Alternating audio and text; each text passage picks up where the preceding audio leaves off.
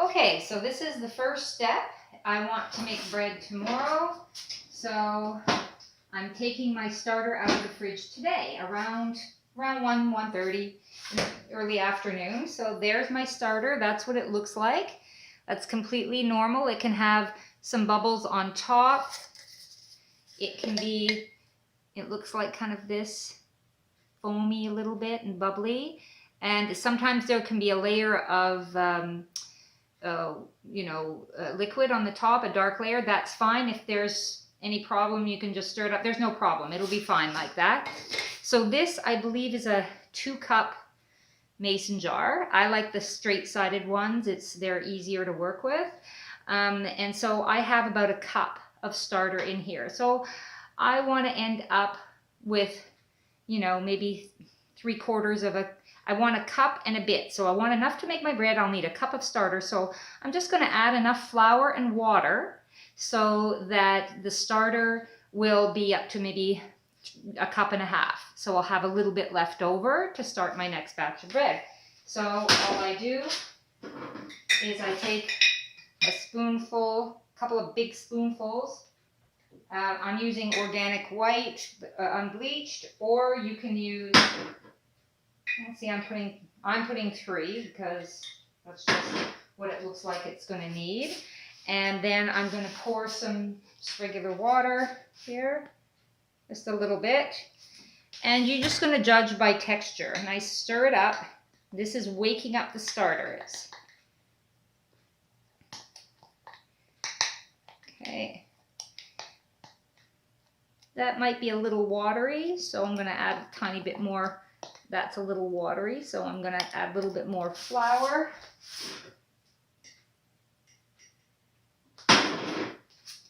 I added a little bit more here. It doesn't have to be, you don't have to worry if it's watery, if it's not watery. You just add more or less flour, including when you make the bread. And this is about perfect. That's how I like it.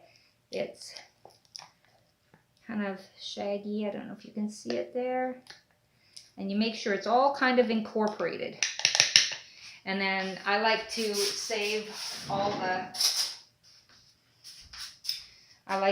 everything, so I like to waste food, so I just I use another spoon and scrape off all the flour there. There we go. Just make sure it's all mixed up. Drop that in the dishwasher right away. And then all I do is just put this on the kitchen counter, and I just loosely drop the top on. You don't need to cover it any more than that.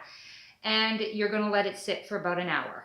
So set the timer for an hour and come back in an hour. Okay, so this is the next step.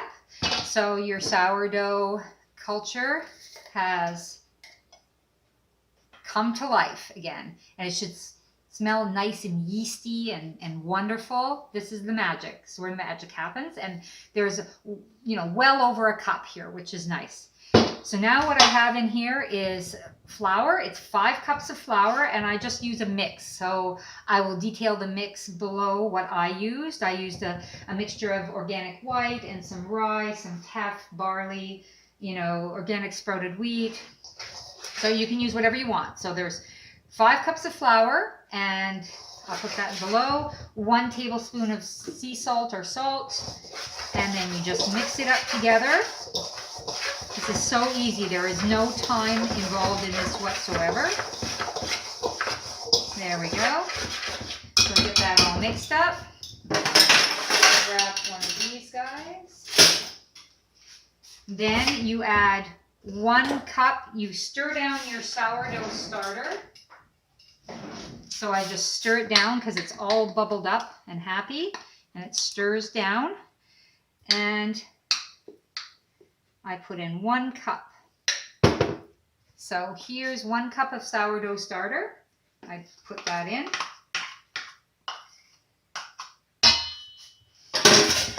And swirl this out. I don't like to waste any of it. This stuff is gold.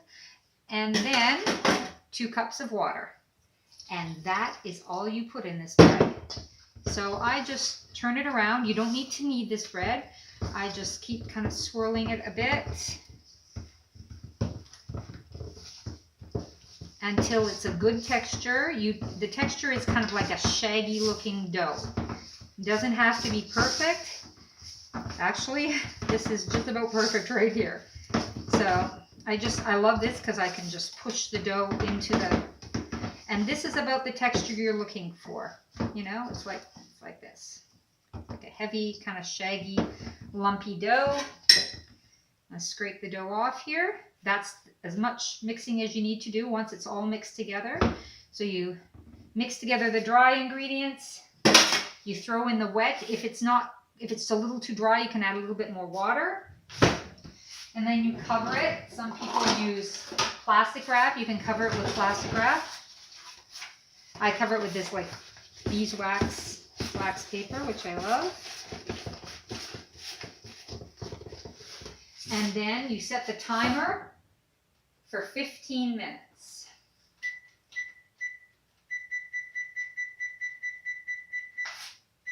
Okay, so I'm going to set the timer for 15 minutes, and then I need to refeed this sourdough starter.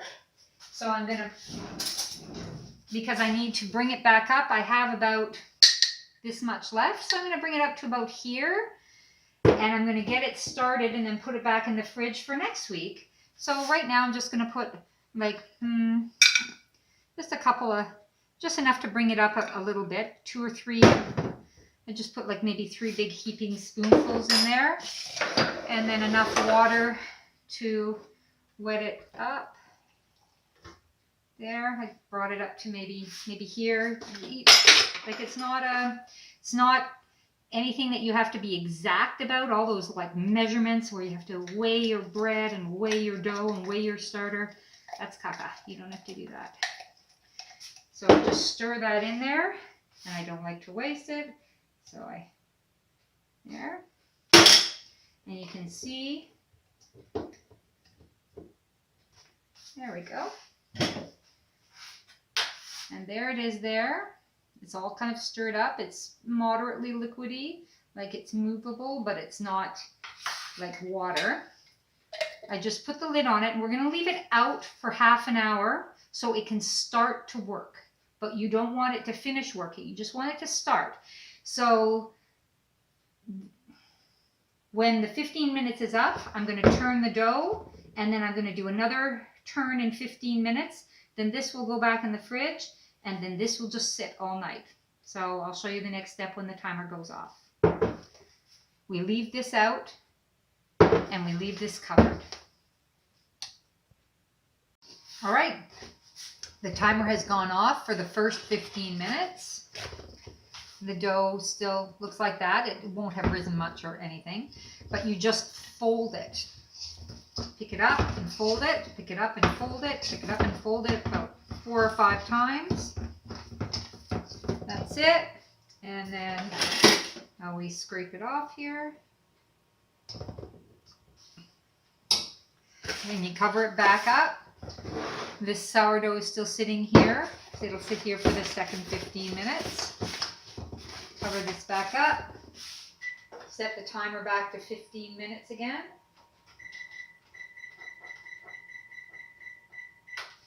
And that's it. I'll see you back in 15 minutes. Okay, the timer went off for the second 15 minutes. So the dough looks a tiny bit puffy, but it's not going to do much right now. But now we do the second folding. So we just turn it, turn it, fold it 3 or 4 times. That's it. And that's what it should look like right there. Heavy and a little bit sticky. And then all we do, so I'd like to take all the dough off of there. There we go. We cover it back up again. So that's had 2 15-minute folds. And this, the freshly fed sourdough starter, has been sitting out for half an hour. And now we just screw the cap on and we put it in the fridge for next week when we make the next loaf of bread. And this will sit out here tonight. It's now, it's now about 5:45, but it doesn't matter what time you do it. Sometime in the morning, 9, 10 in the morning, I'll make the bread. And again, it'll be just as easy. It's a long process. It's about a day and a half, or a little over a day, but there's absolutely very little, as you can see, actual active time here. Okay, we'll see you tomorrow morning. Okay, so we're the next day now, and we're gonna bake some bread. And as you see, I've put like no time, active time. It's all just waiting time. So you need a baker to put your bread in. Either a lot of people will have one of these, like a covered ceramic. It can be ceramic, or this one is a KitchenAid one, cast iron, clay, anything like that with like an oven-proof lid. If you want to use that, then you also need like a bowl or something a similar shape to rise the bread in first. Or you can use this. I just got this, so this is what I'm going to use today. I love this. And my bread pans weren't long and skinny enough to pre-rise it, so I did a hack. I made a Tupperware and I put a bread pan in there, and you'll see how I do that in a second.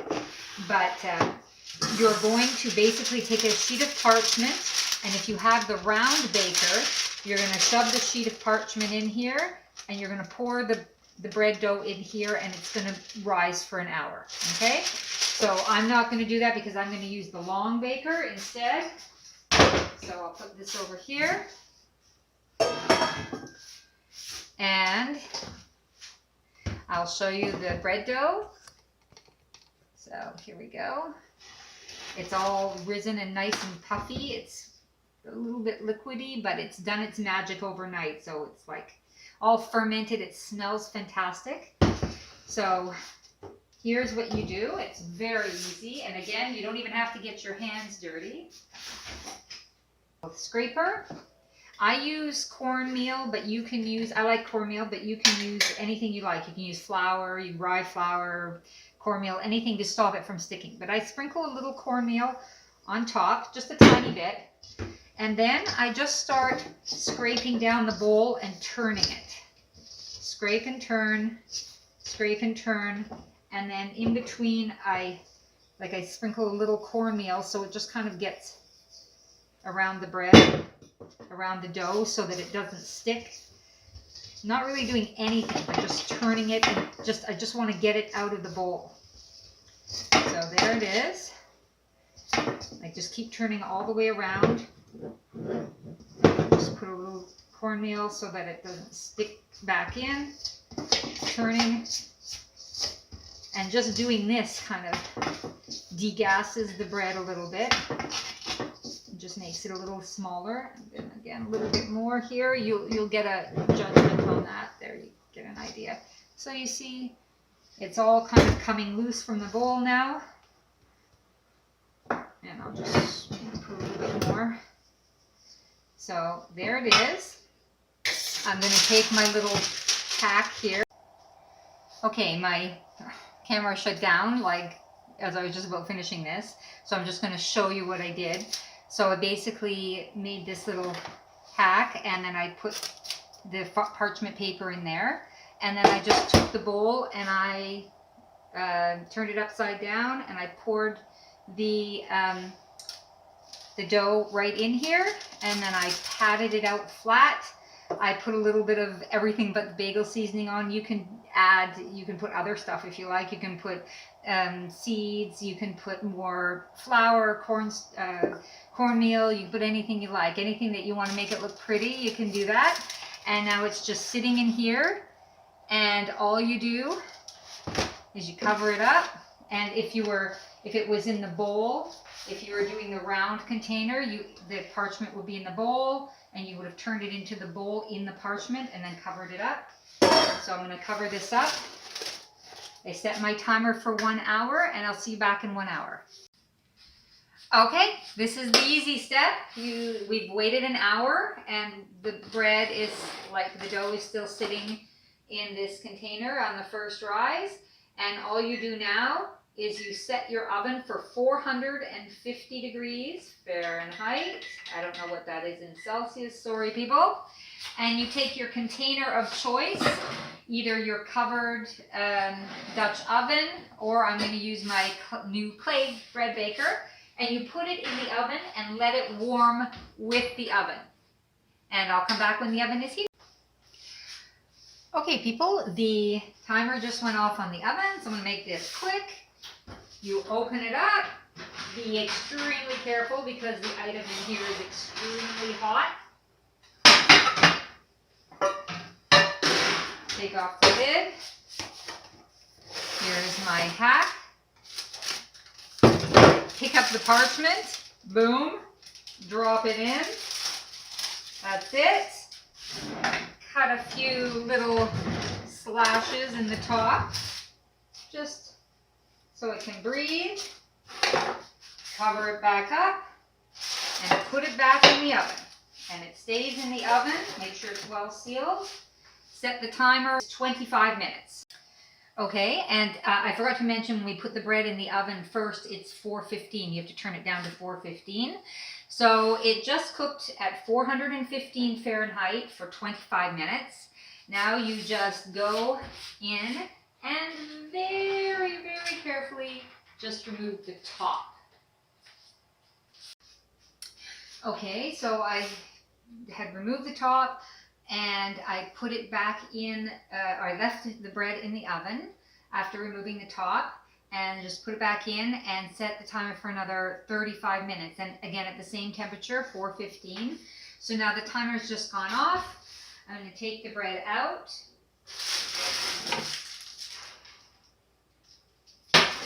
Oh my God, it looks so good. And you can just lift the parchment right out, and you don't have to, you know, it doesn't, your pan doesn't get dirty. And there it is, a gorgeous loaf of sourdough artisan bread. Oh my God, it smells, the house smells fantastic. So wait until it's thoroughly cooled before you cut it. I find the best way to cool it down is to put it on a towel like that, and then it absorbs any moisture. And then once it's cooled, you can slice it or not. You can keep it in a bread bag or not. You know, it's up to you. It'll go pretty fast. If you're not going to use it within a week, just I slice mine and keep it in the freezer and take out one slice at a time and toast it, and it's to die for. It's just the best toast in the world. So, yep, here it is, your loaf of artisan sourdough bread. In the comments below, I'm going to put the steps, so you can just follow the steps and you don't have to go through the whole video to follow the steps every time. And I'll just itemize them out, and then I'll put the actual recipe, so for the amounts of stuff that you use. And happy bread baking.